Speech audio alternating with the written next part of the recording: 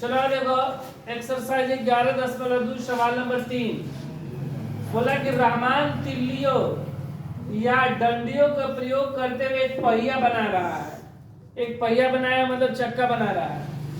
वह समान तिल्लियां इस प्रकार लगाना चाहता है कि किन्हीं भी क्रमागत तिल्लियों के युग्मों के बीच की कोण बराबर हो। और वह तिल्ली इस प्रकार लगाना चाहता है ना कि कोण क्या हो, हमेशा बराबर हो। ठीक है, जैसे देखो एक पहिया हुआ, इसमें लगाया कितना, ऐसे 4 तिल्ली, तो 4 वो कोण बना, 4 तिल्ली बनाया तो 4 वो कोण। तो इस प्रकार लगाना चाह रहा है ना कि कोण हमेशा बराबर रहे।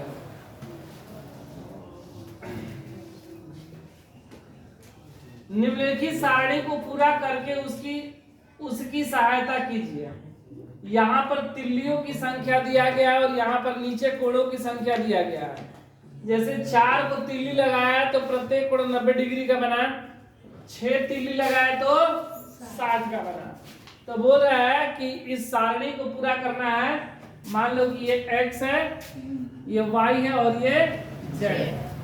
ठीक है, और उसके बाद 3 प्रश्न दिए हैं। पहला कि क्या तिल्लियों की संख्या और क्रमागत तिल्लियों की किसी युग्म के बीच का कोण प्रतिलोम समानुपात में है।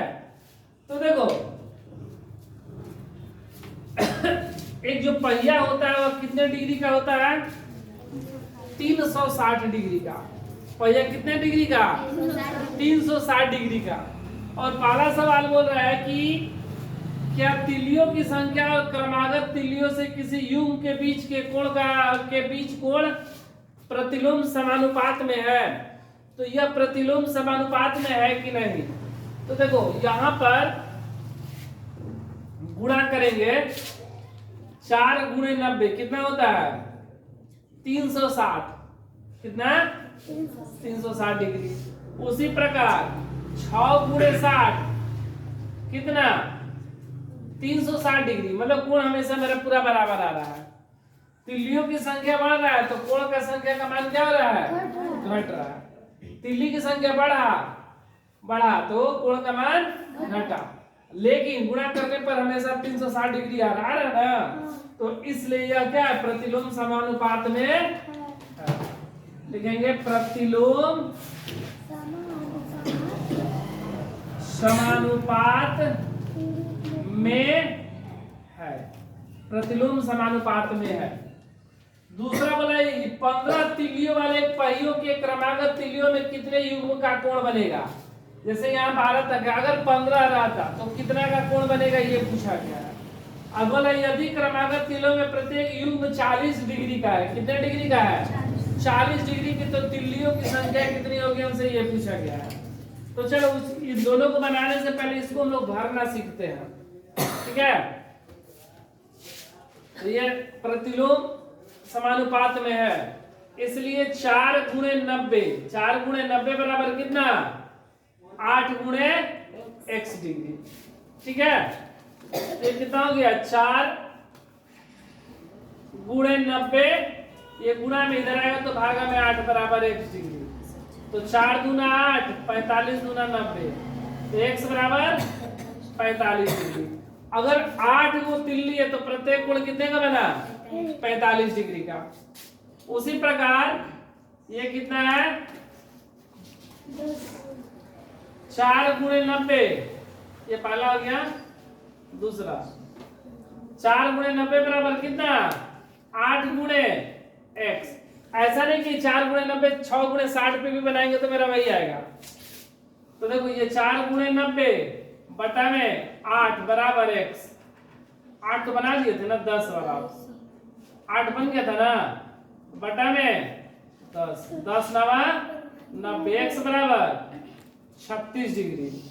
अगर 10 को रहेगा तो प्रत्येक कोण 36 डिग्री का। उसी प्रकार तीसरा ये z वाला, 4 × 90 बराबर 12 × z। ये गुणा में इधर आएगा तो भागा में, 4 × 3 = 12, 3 × 9, तो z बराबर 30 डिग्री। ये कितना हो जाएगा, 30 डिग्री। अब हम देखो ये तीनों भर लिए, मिटा के भर दे रहे हैं। x का मान मेरा कितना आया था, चलो x है ना, इसका मान कितना हो जाएगा 45 डिग्री, इसका मान हो जाएगा 36 डिग्री और इसका मान हो जाएगा 30 डिग्री। ठीक है। अब यहाँ पर बोला अगर 15 को तिल्ली रहे, यहाँ पर तिल्ली कितना हो जाए 15, मतलब 4 गुणे 90 डिग्री बराबर 15 गुणे, तो कोण का मान मान लो कि मान लिए p, कोण का मान लिए p इस तरह का है, ये 15 बोल रहा है तो इस p का मान निकालेंगे, ये ना। तो कितना हो गया 4 गुणे 90 बटा में 15 बराबर p, 15 छक्का 90, तो p का मान कितना 6 चौके 24 डिग्री, कितने डिग्री का हो जाएगा 24 डिग्री का।